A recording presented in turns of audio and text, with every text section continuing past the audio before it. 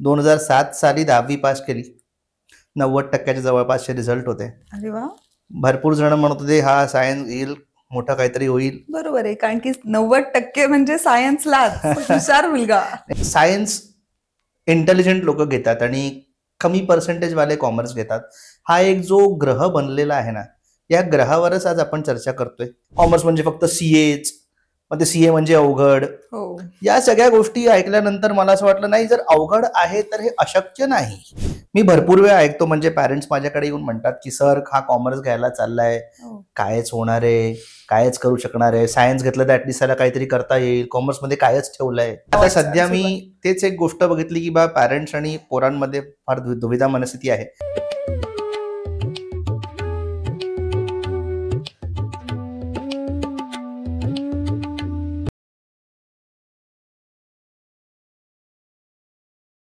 नमस्कार मंडळी, मी शुभाली जोशी. राजयोद्धा टॉक्समध्ये तुम्हा सगळ्यांचं मनापासून स्वागत. आज आपल्याकडे एक अशी व्यक्ती आपल्याला लाभली आहे जी करिअर चॉईस करताना कोणत्या साईडला गेलं पाहिजे किंवा तीच एक साईड जी आज आपण त्याला दुय्यम स्थान दिलं जातं त्याबद्दल अधिक जाणून घेणार आहोत. कारण की एक असा ट्रेंड तयार झाला होता 90s पासून की इंजिनिअरिंग आणि डॉक्टर्स याला जास्त व्हॅल्यू होती आणि आता सगळेच जण कम्प्युटर इंजिनियर्स बनतात कारण की त्याच्यात जास्त करिअर आहे असं म्हणतात. त्यामुळे पॅरेंट्सचा खूप असा प्रेशर असायचं मुलांना की हो तू सायन्सच घेतलं पाहिजे आणि हेच कम्प्युटर इंजिनियरच बनलं पाहिजे आणि चल तुला पर्सेंटेज कमी आहे तर मग कॉमर्स घे. पण त्यांच्या मनात परत द्विधा मनस्थिती, अरे हा कॉमर्सला जाणार आहे पण याच्यात काही करिअर आहे की नाही. तर हेच सारे समज गैरसमज तुमचे आज नक्की दूर होणार आहेत, कारण आज आपल्याला लाभले आहेत आपल्याशी चर्चा करण्यासाठी प्रोफेसर स्वप्नील जोशी सर. त्यांच्याकडून आपल्याला खूप छान असं करिअर गायडन्स मिळणार आहे. नमस्कार सर. नमस्कार मॅडम. तुमचं खूप खूप स्वागत. धन्यवाद. सर, तुमच्याविषयी पहिल्यांदा थोडक्यात माहिती जाणून घ्यायला खूप आवडेल. माझ्याविषयी माहिती जाणून घेणे म्हणजे मी काही खूप मोठा असा मनुष्य नाही, पण आपल्या आयुष्यात एक वेगळं काहीतरी करण्याचा ध्येय घेऊन आपला प्रवास सुरू केला होता. 2007 साली 10वी पास केली.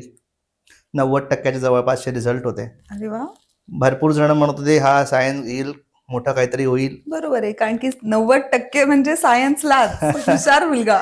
हा एक असा ग्रह आहे ना जो आजपर्यंत कायम आहे.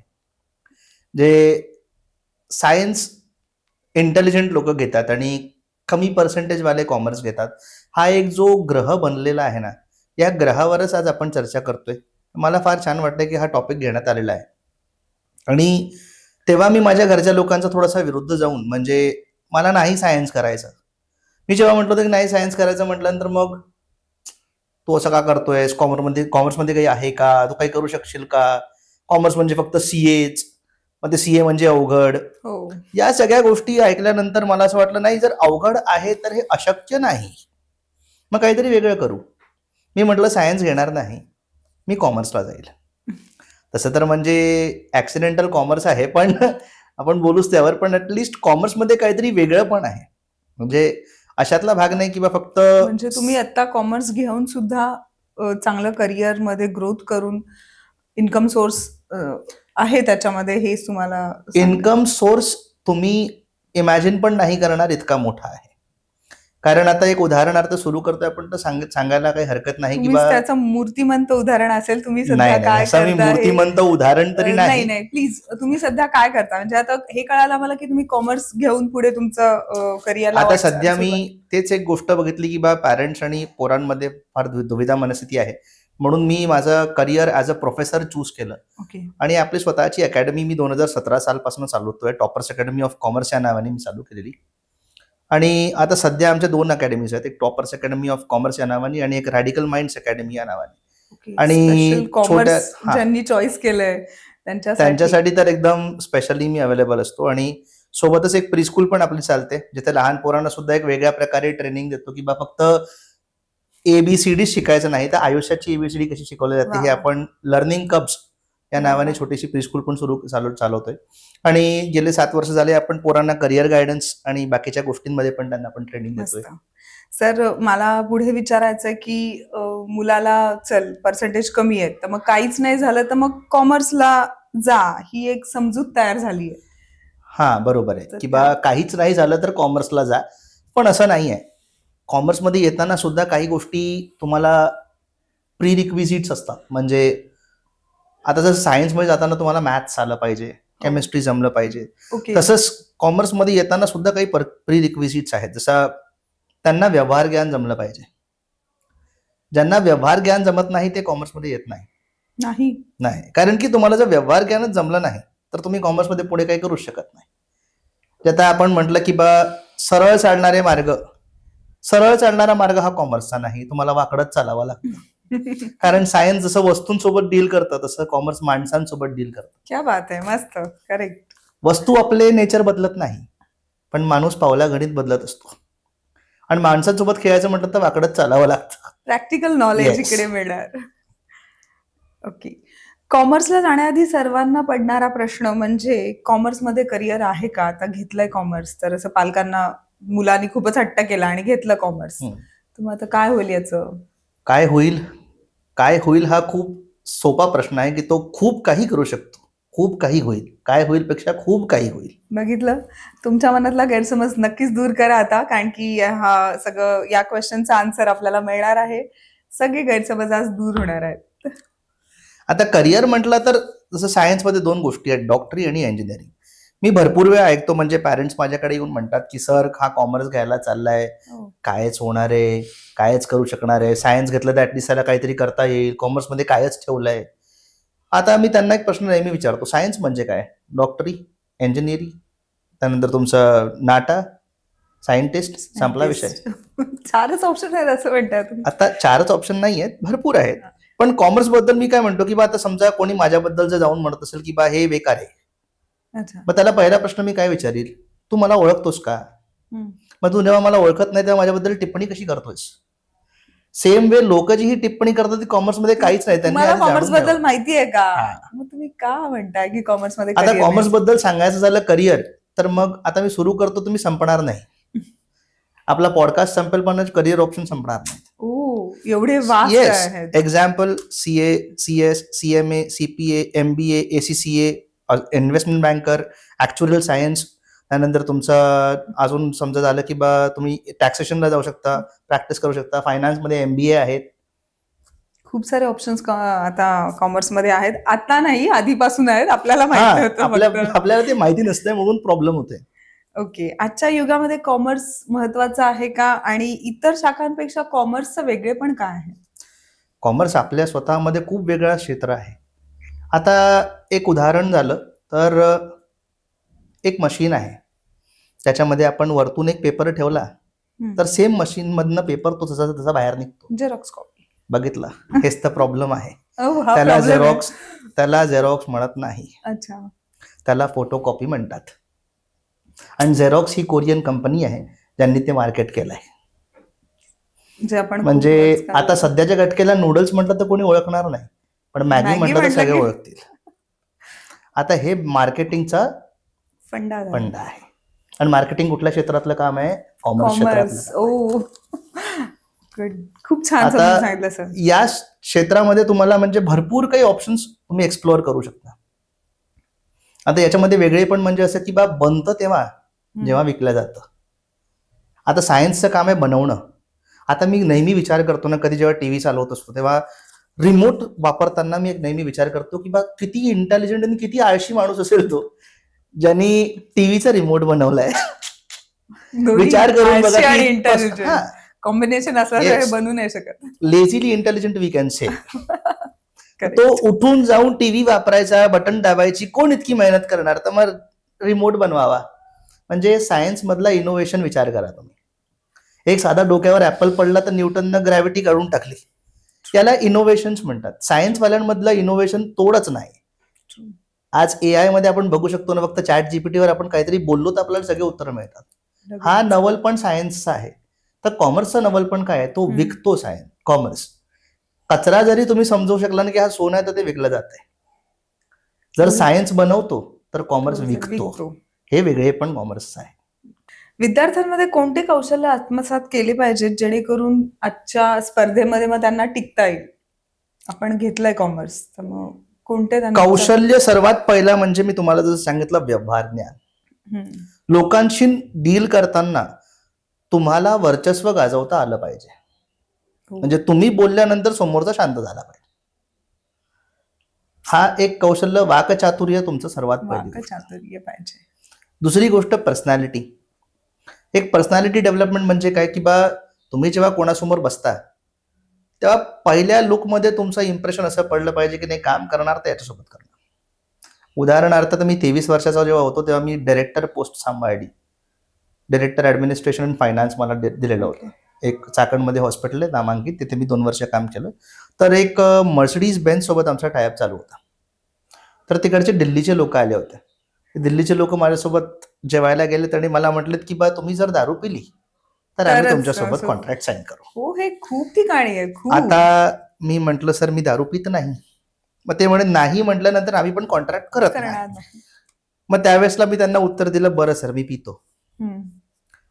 म्हणे असं नाही करायचं, तुम्ही कोल्ड ड्रिंक मागवून प्याल आम्हाला चालणार नाही. म्हणजे तुम्ही लय इंटेलिजंट लोक. म्हटलं नाही सर मी अल्कोहोलच पिणार. मी अल्कोहोलच पिणार म्हटलं सर, पण 2 गोष्टी तुमच्या मांडल्यात की मी पितोय आणि अल्कोहोलच पितोय. आता तिसरी गोष्ट माझी मानायची की जे मी मागवेल ती मी पिन. मी रेड वाईन मागवली आणि आय जस्ट हॅड इट.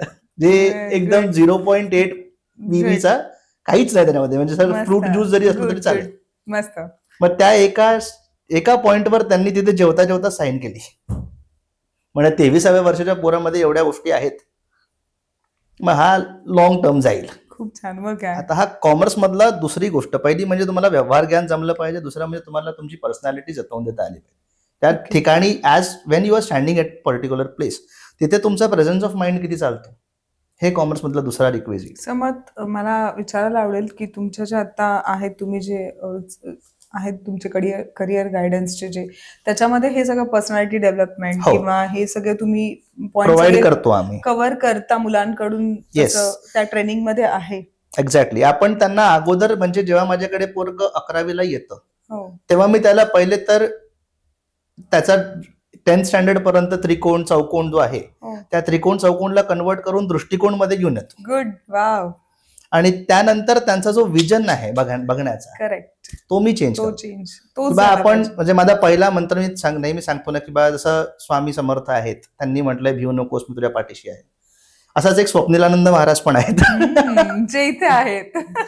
तर स्वप्निलानंद महाराजांचे 3 मंत्र मी त्यांना आधी सांगतो. पहिला म्हणजे मेरा फायदा क्या. जर कोणी काही काम सांगितलं तर पहिले हा मंत्र जपायचा, मेरा फायदा क्या. जोपर्यंत फायदा नाही तोपर्यंत काम नाही. तिसरा मंत्र म्हणजे क्यों का किडा. प्रत्येक ठिकाणी का हे प्रश्न विचारला गेला पाहिजे प्रत्येकाला. स्केप्टिक माइंड नसेल तर तुम्ही कॉमर्समध्ये काहीच करू शकत नाही. तुम्ही जेव्हा आता कुठलाही इन्शुरन्स वाला बघता तो तुमच्याकडे येतो, तुम्ही त्याला म्हणता नाही मला नको, तर तो सोडून देतो का? नाही. तो काय मागे लागतो? मॅडम नाही म्हणजे का नाही, का नाही मला हे सांगा. तुम्ही मला जस्टिफाईड आन्सर द्या, मी जातो. हा जो का आहे, हा का जोपर्यंत तुम्हाला मिळत नाही तोपर्यंत तुम्ही सोडायचा नाही. हा ट्रेट आम्ही त्यांना जेव्हा 11th मध्ये त्यापासून तुम्ही सुरू करतो. मस्त मस्त. नॅशनल एज्युकेशन पॉलिसी मुळे अभ्यासक्रमात काय काय बदल अपेक्षित आहेत? मला तरी NEP बद्दल एक खूप पॉझिटिव्ह अप्रोच वाटतो. कारण की पहिले आमच्या काळात नव्हतं. आता मी कितीतरी वेळा विचारायचो की बा एखादा मुलगा जर मॅथ्समध्ये वीक असेल तर तो फिजिक्समध्ये पण वीक आहे हे कोण सांगल? तुमची मार्कशीट. मार्कशीट वरूनच आपण बरोबर ना, पण तुम्ही अग्रिगेट पर्सेंटेज वरती जज करताय ना. एखादा पोरगा जर फिजिक्स मध्ये आउट ऑफ काढत असेल आणि दुसऱ्या मॅथ्स मध्ये त्याला कमी मार्क मिळत असेल, त्याचा अग्रिगेट कमीच येणार आहे. मग तुम्ही त्याला एक सांगा ना, त्याला मॅथ्स नाही शिकायचं. एखादा मुलगा जर समजा बायोलॉजी शिकून ऑर्गनायझेशन ऑफ कॉमर्स शिकतोय तर तो हॉस्पिटल नाही काढू शकणार का? नक्कीच काढू शकतो. तर NEP मधला जो हा फरक आहे की बा तुम्ही तुमच्या हॉलिस्टिक अप्रोच मध्ये शिकाल आणि तुमचा जो आवडता सब्जेक्ट आहे तो तुम्ही घेऊ शकता कोर ब्रॅकेट सोबत. तर NEP मुळे मला असं वाटतं की बा भरपूरशा पोरांनी याचा लाभ घेतला पाहिजे आणि सोबत अकाउंटिंग हे शिकलंच पाहिजे. कारण आजकाल आपल्याला जो काही लोक म्हणतात आपल्याला, म्हणजे माझ्याकडे येऊन म्हणतात की बा आम्ही अंबानी का नाही बनू शकत किंवा मग आम्ही टाटा का नाही बनू शकत. तर मी त्यांना म्हणतो की बा तुम्हाला माहिती आहे की तुम्ही ऍक्च्युअली कमवता किती? म्हणजे सर माझी सॅलरी. म्हटलं का तुमच्या सेव्हिंग्स अकाउंटवर तुम्हाला इंटरेस्ट मिळत नाही का? तुम्ही शेअर घेत नाही? मग तुम्ही जेव्हा गाडी घ्यायला जाता तेव्हा तुम्हाला त्रास का होतो? कारण तुम्ही डेप्रिसिएशनचं प्रोव्हिजनच करत नाही. या मोठ्या मोठ्या कंपनीज जे मोठ्या होतात ते काय होतात, तर हे अकाउंटिंगमुळेच होतात. या गोष्टी समजल्यावर तुम्ही प्रॉफिट विजिबल करू शकता. मग आय विल से एनईपी मुळे हा एक फरक खूप येईल, किंवा पोरांना ज्या गोष्टी आवडतात सोबत ज्या गोष्टी लागणार आहेत सगळं एकत्र घेऊन ते आपलं स्वतःचा एक पॅकेज तयार करू शकतील. So NEP is a very good step taken by the government. खरंच. तर मग कॉमर्स शिक्षण आणि उद्योजकता यांचं नातं काय आहे? डिरेक्ट रिलेशनशिप आहे madam, functional, direct functional relationship. Okay. आता मला सांगा, सुरुवातीला जर उत्तर द्यायचं राहिलं तर प्रत्येक इंजिनिअरिंग केल्यानंतर MBA का करतं? कारण त्यांना जर बिझनेस करायचा असेल तर त्यांना MBA लागतंच. ओके. कॉमर्स आणि बिझनेस हे जुळे भाऊ आहेत. जुळे भाऊ. आता उद्योजकता म्हटलं तर सिम्पली, आता तुम्ही पिक्चर पाहायला कुठे जाता? PVR. PVRच्या ओनर बद्दल माहिती आहे? PVRच्या ओनरचं नाव आहे अरुण बिजली आणि त्यांचं क्वालिफिकेशन आहे BCom. ऍसिडिटी झाल्यावर तुम्ही पॅन्डी घेता. पॅन्डी बनवतं अल्केम लॅबोरेटरीज, आणि अल्केम लॅबोरेटरीजचे जे ओनर आहेत संप्रदा सिंग, त्यांचं क्वालिफिकेशन आहे BCom. उद्योजकता याचं खूप. आता मला एक सांगा, ऍसिडिटी आणि फार्मास्युटिकल कंपनीज आणि कॉमर्स वाल्यांचं काय रिलेशन आहे? काहीच नाही.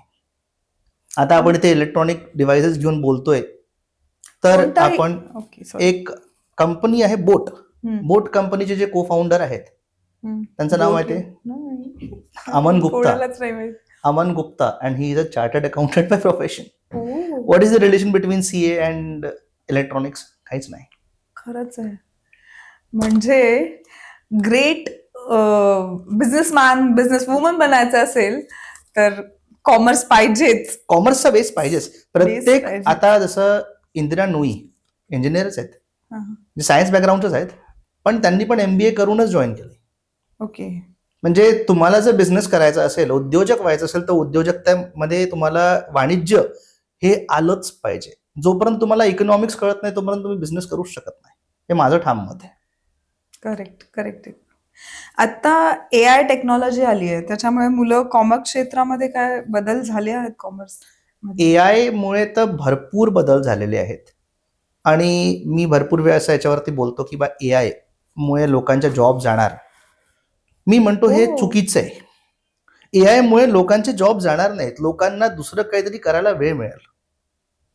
म्हणजे AI तुमचे कामं सोपी करते, but you can put your time in to something which will create more value for your business. असा विचार सगळ्यांनीच केला पाहिजे.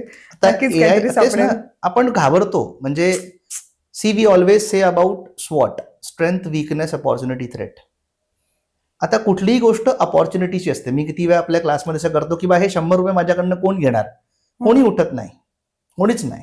हे 100 रुपये माझ्याकडनं घेऊन दाखवा. त्याच्यातनं कुठला तरी एक पोरगा येतो, माझ्या हातात 100 रुपये घेतो आणि बसून जातो. लोकांना असं वाटतं की आम्हाला ते 100 रुपये कमवायला काहीतरी करावं लागेल. मी तर काही म्हटलंच नाही ना, फक्त माझ्या हातून घेऊन दाखवा म्हटलं. ओके.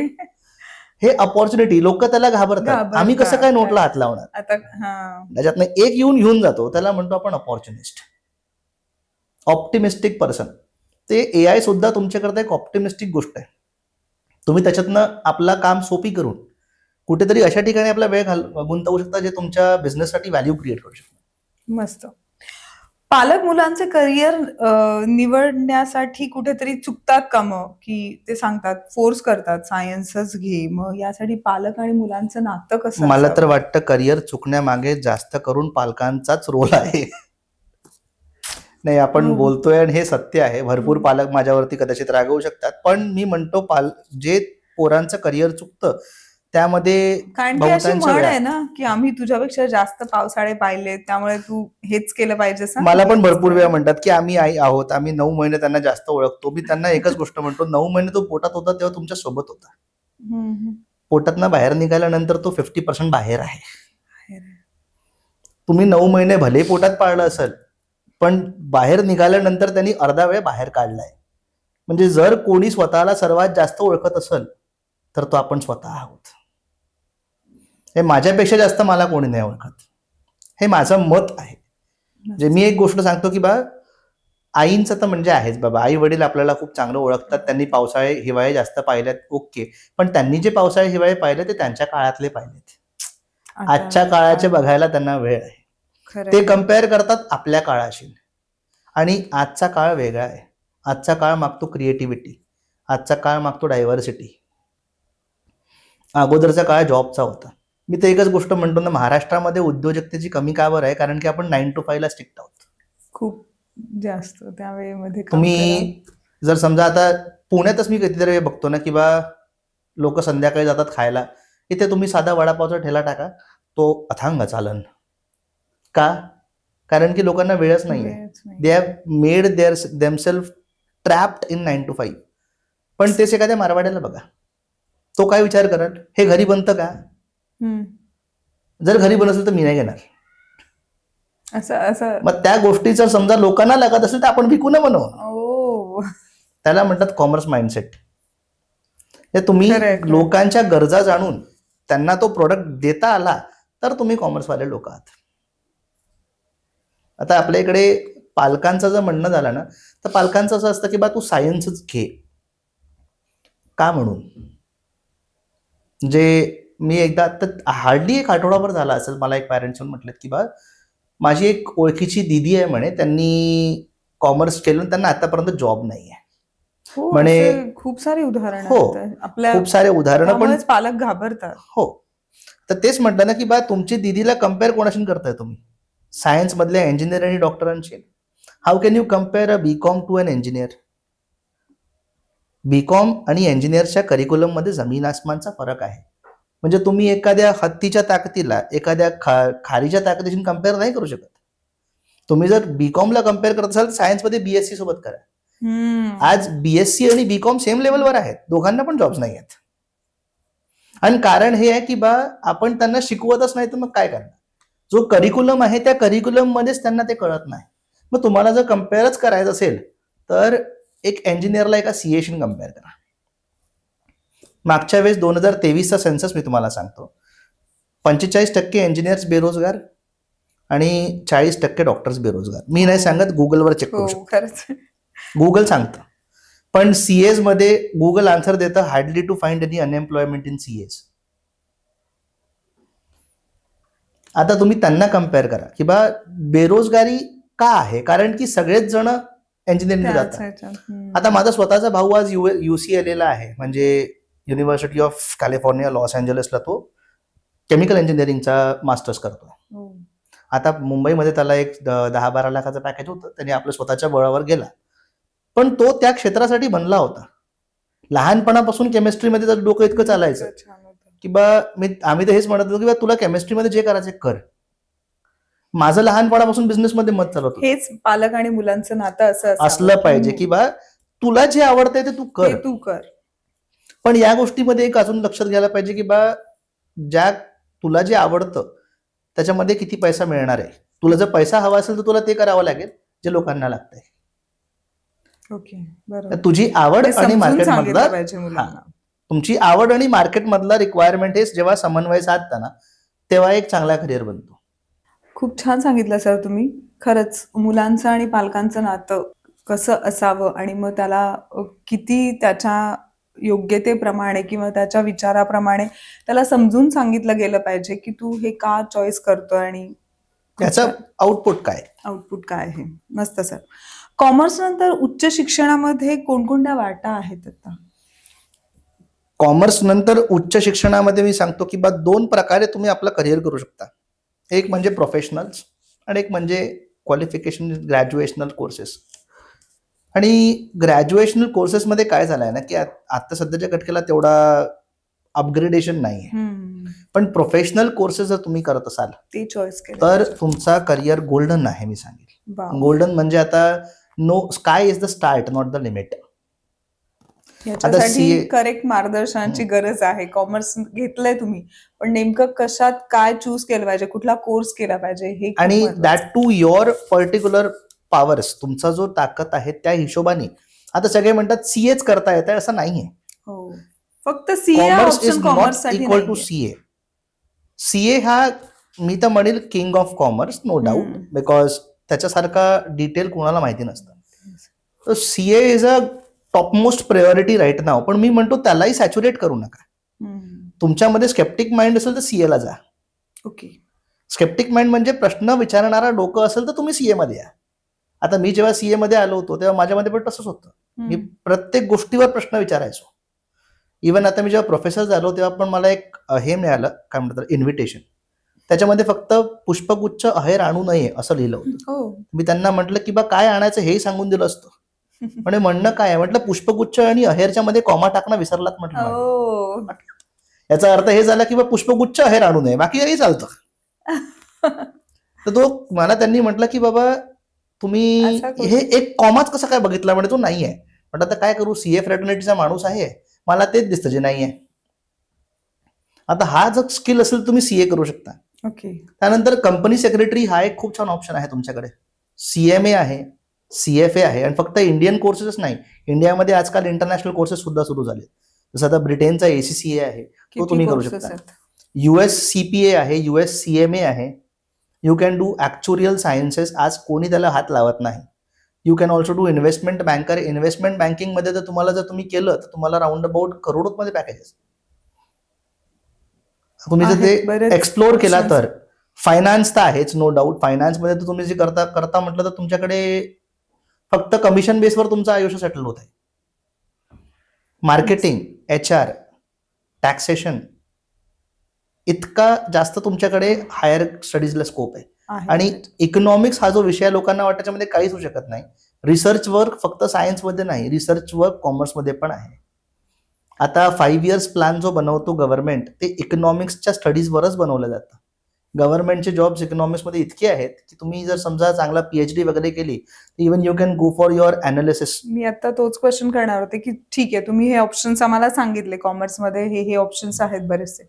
हे घेतल्यानंतर उद्योग क्षेत्रात किंवा नोकरी मिळण्याचे चान्सेस आहेत का? हा पॅरेंट्स म्हणणारच की हे नोकरी मिळण्याचे चान्सेस. आता नोकरी ही जी गोष्ट आहे ना, ही तुमच्या पर्सनल स्किलवर सर्वात जास्त डिपेंड करते. तुम्ही जेव्हा इंटरव्ह्यूला जाता, आता मी स्वतः जेव्हा इंटरला होतो, सीए इंटरला, तेव्हा टाटाचा इंटरव्ह्यू चालू होता. तर मी असंच गेलो, म्हटलं बघावं इंटरव्ह्यू काय असतं. गेलो, मला करायचं नव्हतं कारण सीए इंटरला होतो. तर गेलो, त्यानंतर तिकडे त्यांनी मला विचारलं की बा व्हॉट्स युअर एक्सपेक्टेशन. म्हटलं I am priceless, you tell me what you can pay. त्यांनी मला म्हणे sir what is the confidence. म्हटलं sir I know about myself, you don't know about me. and you will try me, then you will come to know that how crucial asset I'll prove for your company. Good answer, sir. Good. ते त्यांनी मला 6 महिने हे केलं, follow up केला की तुम्ही job करताय का. पण तरी मी सांगितलं की बाबा मला जॉब नाही करायचं, फक्त बघायला आलो होतो.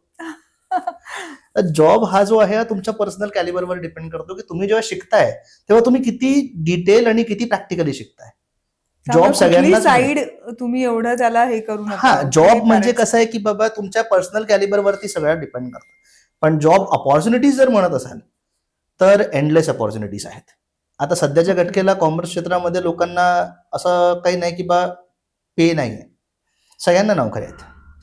पण ती स्केल वेगळी वेगळी आहे. 12,000, 15,000, 20,000 हा पण मिळतो. पण जेव्हा तुम्हाला प्रोफेशनल कोर्सेस तुम्ही कम्प्लीट करता, आता जर सीए जर तुम्ही कम्प्लीट केला तर आजचा बेसिक पॅकेज आहे 12 लाख रुपये वर्षाचा सुरुवातीला. CS कम्प्लीट केलं तर 8 ते 10 लाख रुपयाचं तुम्हाला आहे. आणि जसं मी सांगितलं, गुगलमध्ये तुम्ही बघू शकता अनएम्प्लॉयमेंट रेट काय आहे. तर प्रोफेशनल कोर्सेस जर तुम्ही करत असाल तर मी तुम्हाला गॅरंटी देतो की बाबा तुम्ही अनएम्प्लॉइड तर नाही राहणार, जॉब तुम्हाला मिळणार, 100% मिळणार. आणि सेकंडली तुम्ही जर समजा फक्त जॉबच म्हटलं तर मला नेहमी असंच वाटतं की जॉबच का बरं, नेहमी जॉब मागणारे का बनायचं, जॉब देणारे सुद्धा बनू शकतो. You can be a businessman. आता मी जर समजा म्हटलं की बा मला हॉस्पिटल काढायचं तर एक डॉक्टर मित्र घेतला आणि हॉस्पिटल काढलं तर काय हरकत आहे. तू टेक्निकल बघ, मी मार्केटिंग. खरंच आहे तुमच्या. हा, अपॉर्च्युनिटीज तुम्ही क्रिएट करू शकता, आहेत सुद्धा, तुम्ही एक्सप्लोर करू शकता. आय विल से की तुम्ही एक्सपर्टीज गेन करा. एक्सपर्टीज गेन केल्यानंतर तुम्ही खाली बसणार नाही. खूप छान, खूप छान, मस्त सांगितलं सर. कॉमर्स हा एक सेकंड ऑप्शन की choice? Definitely choice. Second option नाहीच आहे की तू काही करू शकला नाही तर. जसं आता शिक्षण क्षेत्र झालं, मला माहिती, मी शिक्षक आहे आणि शिक्षण क्षेत्र कसं आहे ना, ज्याला काही जमलं नाही तो टीचर झाला. पण what is teaching? Teaching is something which includes all the 3 sides, science, arts, commerce. हे जास्त करून आर्ट आहे. खरंच आहे. आणि एक गोष्ट, पुस्तक पोरांपर्यंत पोहोचवण्याच्या कलेला शिक्षण म्हणतात. ते फक्त वाचून दाखवणं म्हणजे शिक्षण नाही.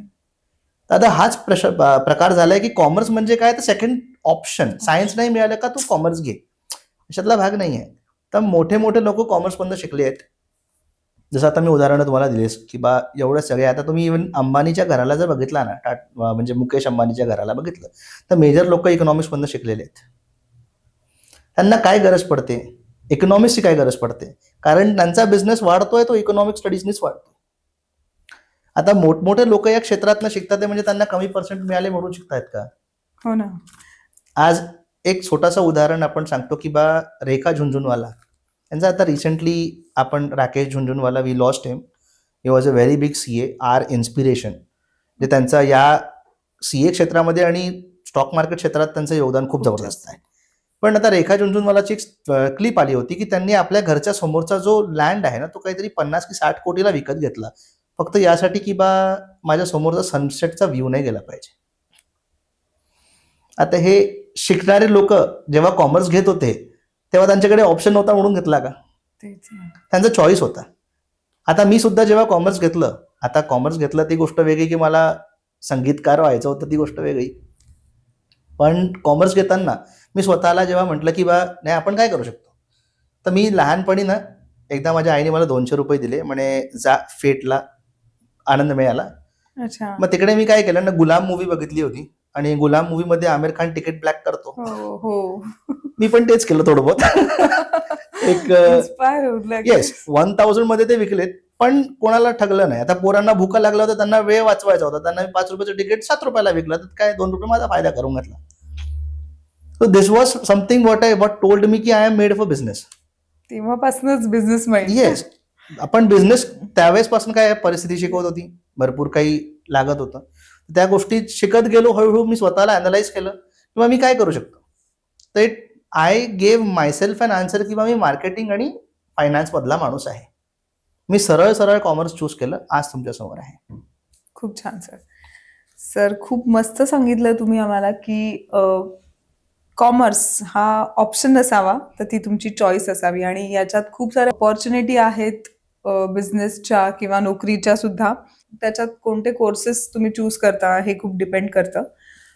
त्यासाठी मी नेहमी म्हणेल की बा before going anywhere come to an expert who can answer.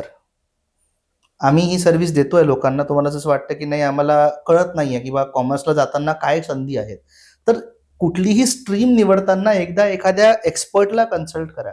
आमच्याकडे आम्ही तुम्हाला उत्तर देतो. खरंच आहे. मला पण असं वाटतं की अशा जर काही तुमच्या शंका असतील तर नक्कीच तुम्ही सरांकडे कन्सल्टन्सीसाठी येऊ शकता. So thank you so much sir, तुम्ही इथे आलात आणि कॉमर्सबद्दल जे समज गैरसमज आणि पॅरेंट्सच्या शंका कुशंका होत्या त्याचं निरसन नक्कीच पॅरेंट्सला झालं असेल आणि एक बेटर चॉईस म्हणून आता सगळेजण कॉमर्सकडे बघतील अशी आशा करते मी. जाता जाता सर एक आपण रॅपिड फायर खेळूयात आणि याचा एंड करूयात. तुमची एखादी लहानपणीची आठवण.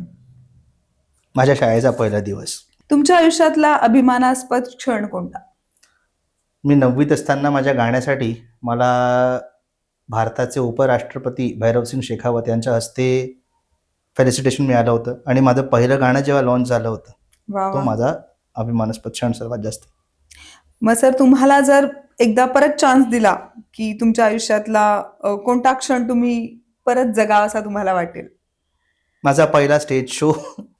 तुम्ही आज तरुण पिढीला कोणता संदेश देऊ इच्छिता 1 लाईन मध्ये. तरुण पिढीला एकच संदेश आहे की तुमच्या ज्या बाउंड्रीज आहेत त्यांना तोडून बाहेर जाणं शिका. Expand your boundaries, expand your wings. फक्त मी हे करू शकतो का यापेक्षा तुम्ही मी हे करून दाखवतो या गोष्टीकडे जर वळलात तर भरपूर काही चेंज करू शकता. खूप छान, खूप सुंदर सर. खरंच खूप मोटिवेशनल असा संदेश होता. सर तुम्ही आता प्रोफेसर नसता तर काय असता, काय करिअर असतं तुमचं. आताच 2 मिनिटं अगोदर बोललो की जर प्रोफेसर नसतो तर नक्कीच संगीतकार असतो. हो, आम्हाला वाटलं की ते फक्त शाळेतलं करिक्युलम ऍक्टिव्हिटीज मध्ये. लहानपणापासून संगीतकार बनायचा माझा ध्येय होता.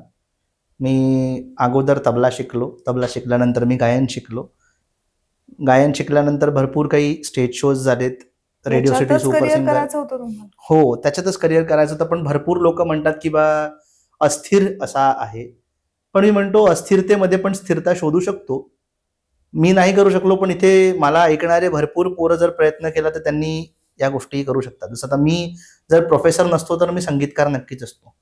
क्या थोडी बात जिद्द है. पाळली असते तर संगीतकार चालूही असतो. पण आज आता मी जे करतोय त्याच्यामध्ये पण मला फार आनंद आहे. सो तुम्हाला तुमचं करिअर संगीत क्षेत्रात करायचं होतं. तुम्ही एक गाणं पण कंपोज केलेलं असं तुम्ही सांगितलं, तर आम्हाला आवडेल 2 लाईन तुमच्याकडून ऐकायला.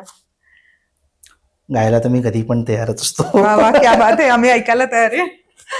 एक गाणं होतं जे मी माझ्या याच्यामध्ये गायलो होतो, कुठला आपला फेअरवेलला गायलो होतो, की बा आजही आपण त्याच गोष्टीवर चर्चा करत होतो की बा आपण आपल्या मनाचं ऐकायला पाहिजे. तर एक गाणं आहे शाहरुख खानवर कंपोस्ट की मितवा कहे धडकने तुझसे क्या. वा ते वा, मला वाटतं या पर्टिक्युलर डेडिकेट स्टेजवर टू खूप सुंदर वाटतं. या सेंटेन्सला. मस्त.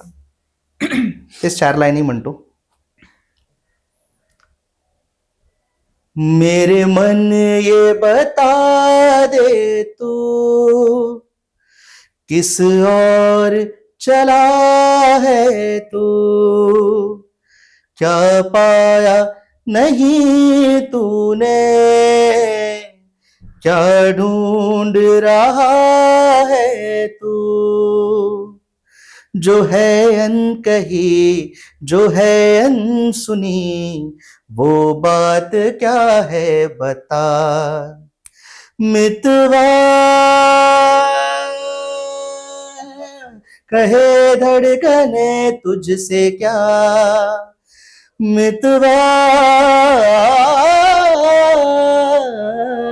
ये खुद से तो ना तू छुपा. वा वा वा वा. Thank you. Thank you so much sir. तुमचा आवाज पण खूप छान आहे आणि तुम्ही आजकालच्या तरुण पिढीला खूप छान संदेश या गाण्याच्या माध्यमातून दिलाय की स्वतःचा ऐका, स्वतःच्या बाउंड्रीज क्रॉस करून स्वतःवर विश्वास ठेवून जा. सक्सेस आहेच आहे तुम्हाला. बिलकुल आहे. Thank you so much sir. Thank you so much for this calling. And मला असं वाटतं की जे काही मी आतापर्यंत दिलेलं आहे इन्फॉर्मेशन, त्यांनी जे मला इथे ऐकतात, आपल्याला इथे ऐकतात, त्यांना काही ना काहीतरी दिशा नक्कीच मिळेल आणि आपल्या करिअरमध्ये चांगलं काहीतरी कराल ही शुभेच्छा व्यक्त करून धन्यवाद देतो की मला इथे तुम्ही बोलवलं, त्याबद्दल मनपूर्वक आभार. थँक्यू. खूप छान सर. Thank you so much. तुम्ही आलात आणि खूप छान माहिती दिली. Thank you so much.